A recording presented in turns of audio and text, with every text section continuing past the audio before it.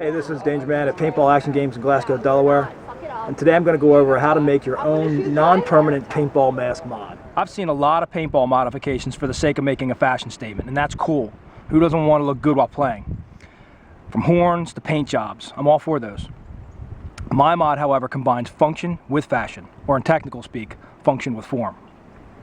My two mods can be used combined or separate. First is the main, second is the bandana. What's important to note is they are detachable, non-permanent. You use them when you need them or just when you feel like making a statement. Now, if you're like me, fighting with your paintball mod is a joke. If you can't engineer a mod with simplicity and taking the little things into consideration, you're creating a problem, not a solution. So when I created this, I took into consideration that everything needed to be lesser parts. Elegance is predicated on fewer parts. Engineering, smart engineers build things with fewer parts. So I got one strap here. We got the buttons. For the main here, we have just a fold over, a spot stitch holding the fabric in place. Now I've taken this apart so you can see how I've done it. I've simply created a one part section with a fold in the middle, put a spot stitch under the fold to hold it in place, another one here, and then here's the part that I took out. One more. It's all gummed up now because I took it out. But what I did was I put some string up here to hold two together that I cut to create this same fold over effect that I have in this one. Alright, so this one's folded over. This is actually two different pieces that have been bound together. And what will happen is I'll put this back up in here, bring this fabric over, and just spot stitch it. You could even put a safety pin on there. I mean, again, that's more parts. Something go wrong, something to pinch you or hurt you, whatever. Piece of metal on my head. I'd much rather I just have stitching. And to show you the actual build out, here we go.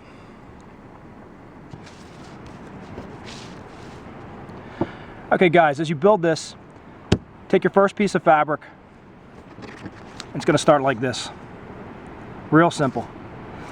Now, what's key is when you measure it out based on the size of your mask, you want to create it with a fold, extra fabric so you can fold it over and stitch it down.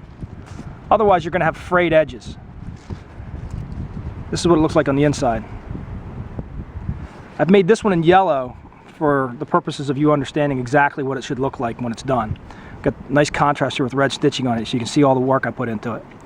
So you cut it out, you notch it, and the best way to notch it is just to fold it in half. Then take your scissors and cut like a 30-degree angle on each side, and you got this. Then you take your sewing machine, or you can just, if you don't have a sewing machine, then you just back and forth stitch it, back and forth all the way. So you can fold that in. Of course, if you're real lazy, you can just cut it and leave it. If you have a pair of pinching shears, that'll stop it from fraying. That's what I did on this edge here. Left that go. Took a stitch around, and you want it tight on your button or else your buttons will come off. So I've got this stitch around. After you sew the stitch around, then you take an X-Acto knife and put a slice in the middle. Then you can take your whatever fabric you want to use. You'll notice that I have something like this that I got at a fabric store. Okay? Different colors. Or you can just make it yourself. This can be done with anything, even camo. So when it's done, you put your fabric in, spot stitch around the curves, the angled ends, all right? And then it's done after you get the button on your helmet. Very simple task. Now for the bandana, same thing, buttonhole stitch. You can see I'm getting some pulling here. So I'm probably going to re-spot stitch along here to reinforce this edge. You can, if you want, sew along your bandana to keep it in place permanently, or just fold it over. But for me, I'd rather have sewed it in place, because when I sew my buttonhole stitches, I want them to stay in place for me. And that's it. So when it goes on, you can put it on while in game, or of course throw it on while you're not in games.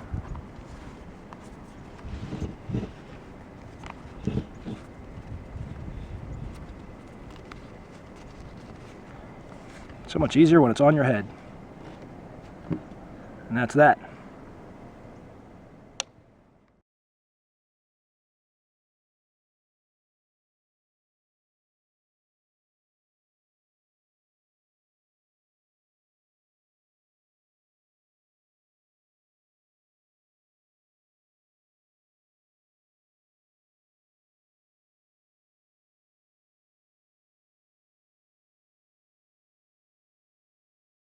It's too much for any man.